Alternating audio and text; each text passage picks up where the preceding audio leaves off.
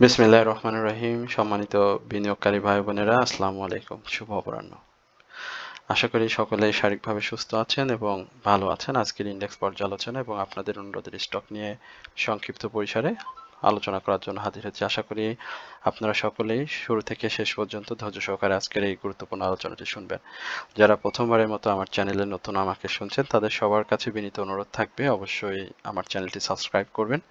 আপনাদের যদি কোনো অনুরোধের স্টক থাকে সেটি অবশ্যই আপনারা কমেন্ট সেকশনে লিখে আমাকে জানাবেন। এছাড়াও যারা প্রতিনিয়ত আমাকে শোনেন, তাদের সবার প্রতি কৃতজ্ঞতা এবং ভালোবাসা প্রকাশ করছি। একই সঙ্গে আপনাদের যদি কোনো অনুরোধের স্টক থাকে সেটি অবশ্যই আপনারা কমেন্ট সেকশনে লিখে আমাকে জানালে আমি অবশ্যই আপনাদের সাথে আপনাদের স্টক নিয়ে জানানোর চেষ্টা করব। আজকে মার্কেটের শুরুর যে আলোচনাটি সেটি আমরা দিনের ওপেনটা দেখেছিলাম বেশ চমৎকার।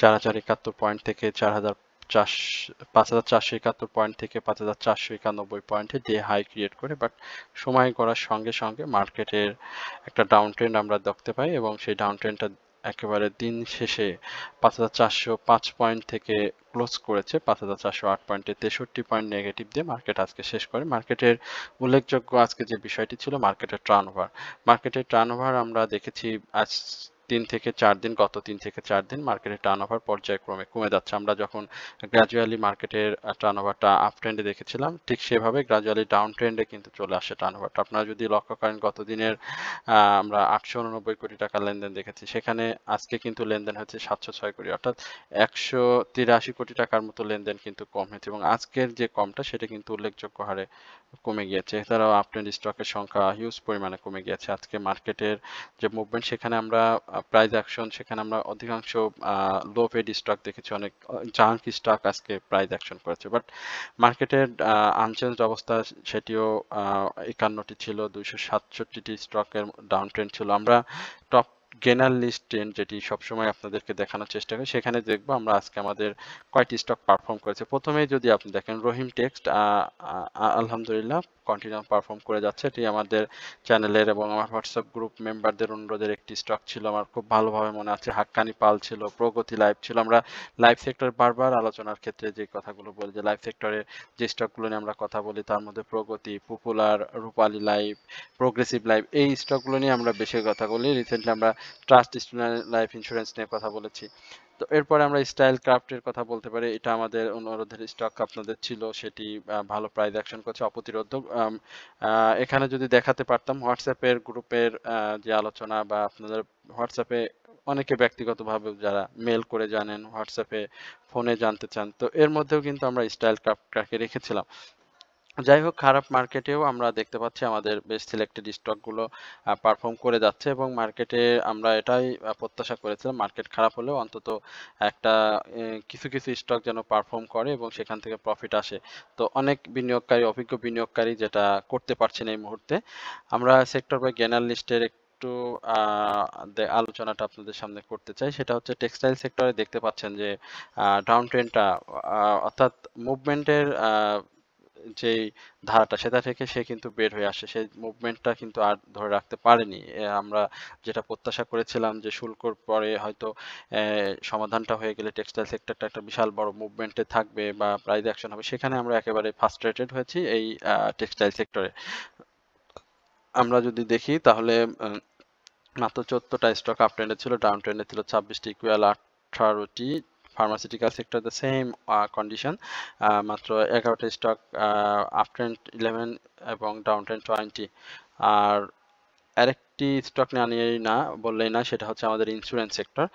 আপনারা দেখতে পাচ্ছেন যে মাত্র দুইটি স্টক আপ ট্রেন্ডে রয়েছে আর 41টি ডাউন ট্রেন্ডে রয়েছে। মিউচুয়াল ফান্ডের কথা বলতে পারি, ব্যাংকের কথা বলতে পারি, যে স্টকগুলো দিয়ে মার্কেটের যে অপ্রতিরোধ্য উত্থান আমরা দেখতেছিলাম, সেই স্টক সেক্টর কিন্তু কারেকশন জোনে রয়েছে, যার কারণে মার্কেটটা কারেকশনে রয়েছে।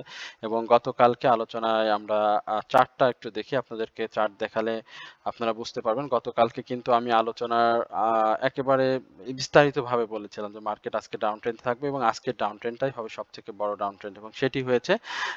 এবং three insider down trend create করেছে। আপনারা বলতে পারেন যে এখানে থ্রি ইনসাইডার ডাউন ট্রেন্ড করে আপ ট্রেন্ডেও ছিল 3টা, ক্যান্ডেল, সবুজ গ্রিন ক্যান্ডেল ছিল, এখানে আবার 3টা ডাউন ট্রেন্ড রয়েছে। এইখানটাতে আমি আপনাদেরকে বলবো যে মার্কেট তার সাপোর্টের যে জায়গাটা, এই জায়গাটাতে একটা ভালো সাপোর্ট রয়েছে 5390। এই জায়গাটাতে রবিবারের দিনের শুরুতে যদি এখানে এসে কারেকশন শেষ করে মার্কেট আপ ট্রেন্ডে চলে যায়, তাহলে কিন্তু আমরা 5600 স্বাভাবিকভাবে একদম স্পষ্টভাবে 5600 এই জায়গাটাতে মার্কেটকে দেখবো এবং এটা ব্রেকআউট করলে মার্কেট 5800 এই দিকে গন্তব্য চলে যাবে। বাট মার্কেটের আরএসআইটা দেখতে পাচ্ছেন এখানে কিন্তু বেশ কারেকশন আসার চেষ্টা করছে এবং ডাউন ট্রেন্ডে চলে এসেছে অনেক, এবং এমএসিডি অরেঞ্জ এবং ব্লু রেখা সেটি মুখোমুখি অবস্থান করছে। এছাড়া হিস্টোগ্রামের বার সেটি কিন্তু ধূসর এবং ছোট হয়েছে। একই সঙ্গে আমরা মার্কেটের ভ্যালুর কথা যদি চিন্তা করি এবং মুভিং অ্যাভারেজের কথা চিন্তা করি, সেটিও কিন্তু এখন পর্যন্ত বাই সিগন্যাল আসতে আরও 2-1 দিন, সেল সিগন্যাল আসতে আরও 2-3 দিন সময় নেবে, সেটির কিন্তু একটা স্পষ্ট ইঙ্গিত দিয়ে রেখেছে। বাট এইখানটাতে দেখেন খুব চমৎকার একটা প্যাটার্ন তৈরি হয়েছে। এই জায়গাটাতে আমরা একটা প্রত্যাশা করতে পারি, তো দেখা যাক সেটি রবিবারে হয় কিনা। এরপরে আমরা জেএমআই সিরিঞ্জ এই স্টকটি নিয়ে আপনাদের সাথে সংক্ষিপ্ত পরিসরে আলোচনা করব। জেএমআই সিরিঞ্জের কথা যদি বলতে যাই তাহলে মনে পড়ে একদম 525 টাকা। হ্যাঁ, তো একদম 525 টাকা সেই JMI syringe and medical device যেটি রয়েছে ফার্মাসিউটিক্যাল সেক্টর অ্যান্ড কেমিক্যাল সেক্টরের স্টক।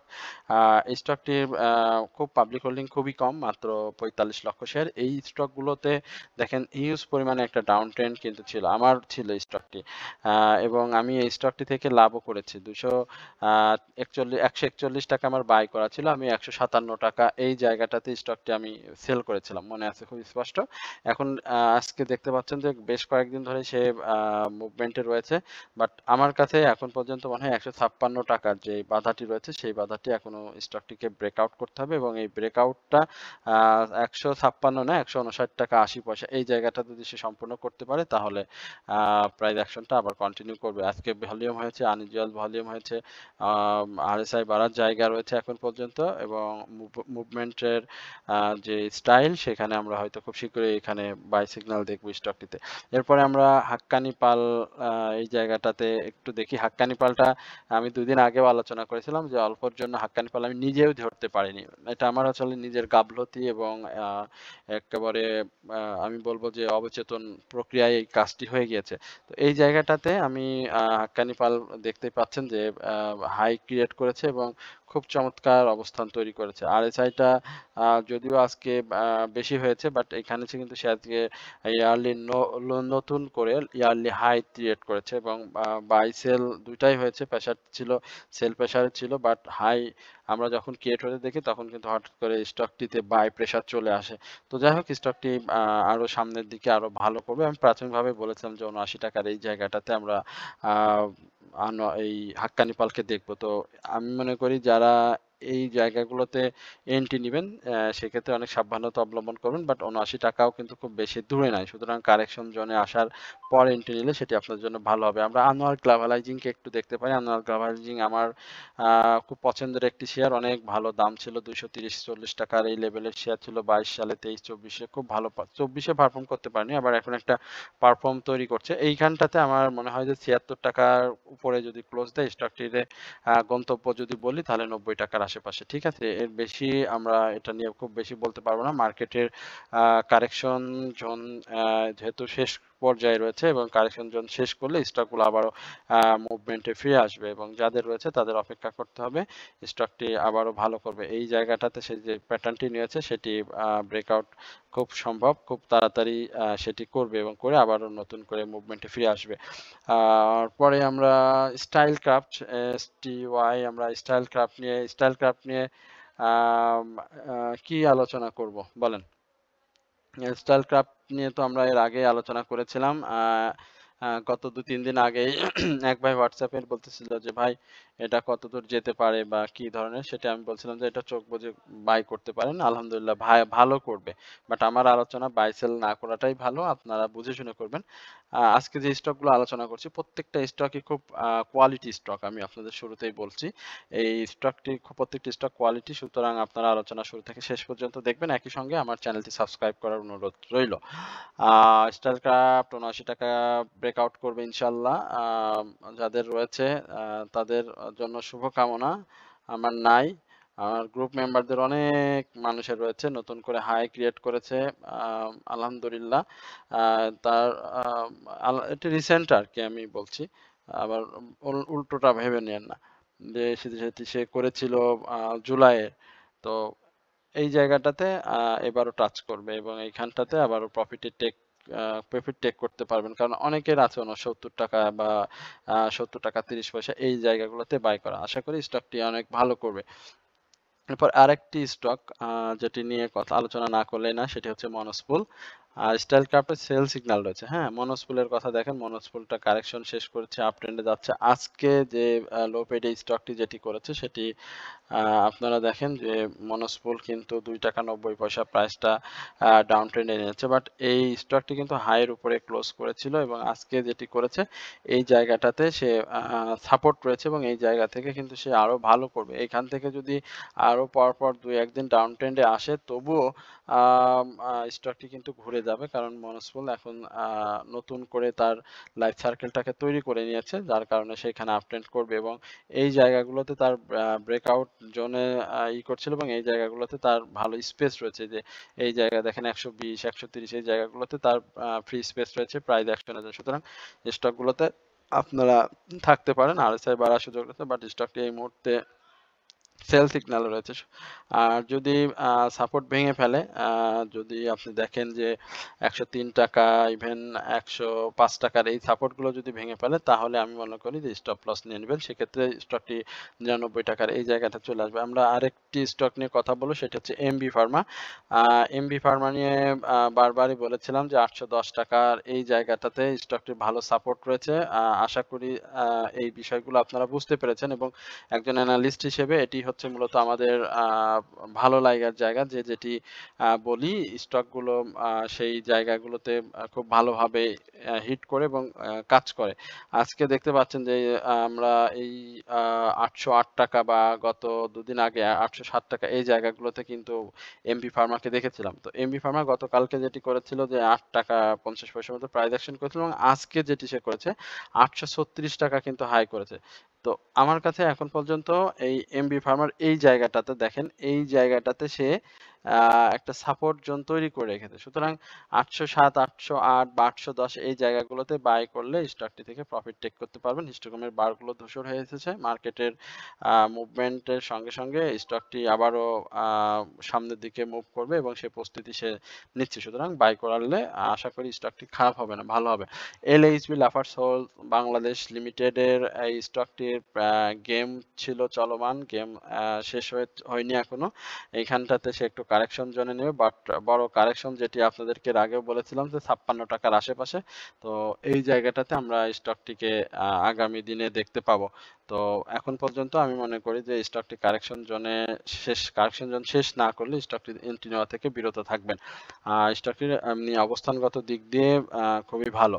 এরপর আমরা সিপালের কথা বলতে পারি। সিপাল নিয়ে অনেকেই খুব হতাশ যে দাদা সিপাল কি সে আগের অবস্থাতে চলে আসবে? আমি বলবো যে আগের অবস্থাতে এখন কোনো স্টকই আর আসবে না, কারণ মার্কেট যদি ভালো থাকে আর মার্কেট যদি আবার খারাপ হয়ে যায় তাহলে স্টকগুলো আবার ডাউন ট্রেন্ডে চলে যাবে। বাট যেহেতু মার্কেটের মুভমেন্ট রয়েছে এবং মার্কেটের সেই ধরনের কোনো নিউজ নাই যে মার্কেট সেই জায়গাতে আসবে, সামনে আমাদের ন্যাশনাল ইলেকশন রয়েছে, ভালো ভালো নিউজ আমরা পাচ্ছি। তো সবকিছু মিলিয়ে মার্কেট সামনের দিনে আরো বেশি ভালো হবে। সুতরাং স্টকগুলো এখন ডাউন ট্রেন্ড থাকবে, কারেকশন জোন থাকবে, সাইডওয়েজ মুভমেন্ট থাকবে, সবকিছুই থাকবে এবং এটাই একটা মানে একটা শেয়ারের মূলত লাইফ সার্কেল এরকমই হয়, যেমন উত্থান পতন মানুষেরও থাকে ঠিক সেরকম।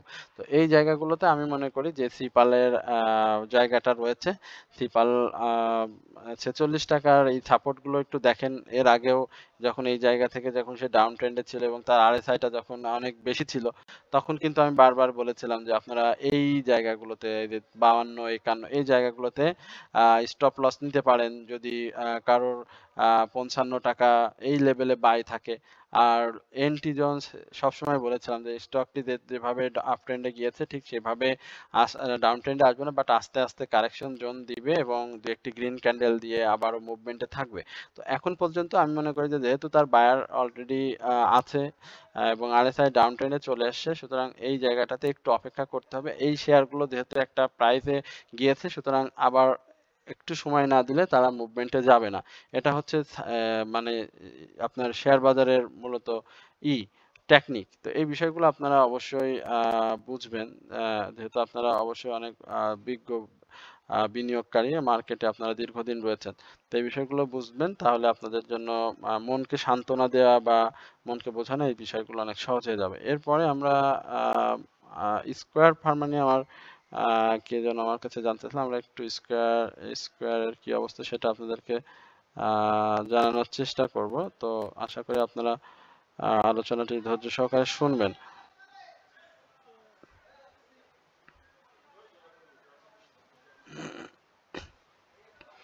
স্কয়ার ফার্মার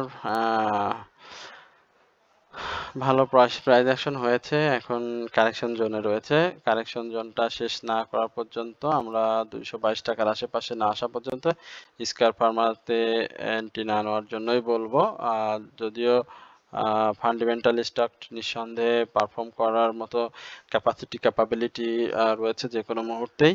তবে আমার কাছে এই মুহূর্তে স্কয়ার ফার্মা থেকে একটু ডাউন ট্রেন্ডে আসলে এন্ট্রি নিলে আমার মনে হয় যে আপনাদের প্রফিট টেকিংটা সহজ হবে। এরপর আমরা একটু মালেক স্পিনিং দেখি। মানে এত বেশি জানতে চেয়েছেন মালেক স্পিনিং নিয়ে। আমরা মালেক স্পিনিং নিয়ে কথা না বলে পারলাম না, কারণ মালেক স্পিনিং নিয়ে আমি রিসেন্টলি কথা বলেছিলাম। এইখানে দেখেন শ্যাডোটা অনেক বেশি, বাট এই জায়গাটাতে মালেক স্পিনিং যে ক্যান্ডেলটি ক্রিয়েছে, আহ, আপাতত আপাতত এই সাপোর্ট যেটি আমরা যদি একটু দেখি, একটা ভালো সাপোর্ট যদি খুঁজে বের করি, এই সাপোর্ট গুলোতে 28 টাকা 50 পয়সা, এই জায়গাটাতে অবশ্যই আসার পসিবিলিটি রয়েছে। ইভেন 27 টাকা 80 পয়সা, এই জায়গাটাতে সে একটা কারেকশন জোন তৈরি করবে। তো এই কারেকশন জোনে দেখতে হবে যে তার ভলিউমটা সে ধরে রাখতে পারে কিনা। যদি ভলিউম ধরে রাখতে পারে তাহলে এন্ট্রি নিতে পারবেন। আর যদি ভলিউম ধরে না রাখতে পারে তাহলে কিন্তু আরো ডাউনে আসলে এন্ট্রি নিলে সেটি আপনার জন্য ভালো হবে। বাট মার্কেটের যে কারেকশন, সেই কারেকশনটা শেষ না হওয়া পর্যন্ত, শেষের পথে, আমি বলছি, আবারও বলছি যে শেষের পথে। তো এটা শেষ হয়ে গেলে কিন্তু আবার তখন মুভমেন্টে থাকবে। তো মুভমেন্টে থাকলে যেটি হবে, মাঝে মাঝে গ্রিন ক্যান্ডেল তৈরি করবে, ছোট বড় গ্রিন ক্যান্ডেল তৈরি করবে। সেই গ্রিন ক্যান্ডেলে আবার এন্ট্রি নিলে আপনার প্রফিট টেকিংটা সহজ হয়ে যাবে। এরপর বিএসসি পিএলসির সবকিছু ভালো।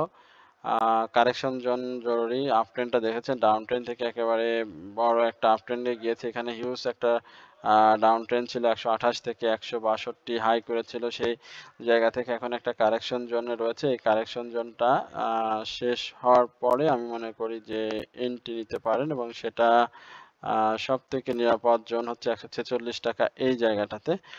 আর এই বিএসসি পিএলসি তে এন্ট্রি, তো যারা বাই করতে চান এই জায়গাতে বাই করুন। হিস্ট্রিতে এই মুহূর্তে সেল সিগন্যাল নেই, বাট বাই সিগন্যালটাও দুর্বল হয়ে এসেছে। সুতরাং এই বিষয়গুলো মাথায় রেখে আপনারা স্টকটিতে বাই সেল করবেন। তো এই হচ্ছে মূলত আজকের স্টক মার্কেট এবং ইন্ডেক্স নিয়ে আপনাদের সাথে সংক্ষিপ্ত পরিসরে আলোচনা। সবার কাছে বিনীত প্রার্থনা থাকবে, অনুরোধ থাকবে, নিবেদন থাকবে, অবশ্যই আমার চ্যানেলটি সাবস্ক্রাইব করবেন, কারণ আলোচনাটা অনেক কষ্টের জায়গায়, অনেক কষ্ট করে করি। তো আপনাদের কাছে শুধু সাবস্ক্রাইবটাই চাই, তো এর বেশি কিছু না। লাইক করবেন, আপনাদের জিজ্ঞাসা থাকলে সেটি জানাবেন। তো সকলে ভালো থাকবেন, সুস্থ থাকবেন, এবং শুক্রবার শনিবার দুদিন বন্ধ থাকবে। ইনশাল্লাহ এই 2 দিনও আমি আপনাদের সঙ্গে আলোচনা নিয়ে হাজির হব। সকলে এই ভালো থাকবেন এই প্রত্যাশায় আজকের আলোচনা সেখানে শেষ করছি। আসসালামু আলাইকুম ওয়া রাহমাতুল্লাহি ওয়া বারাকাতুহু।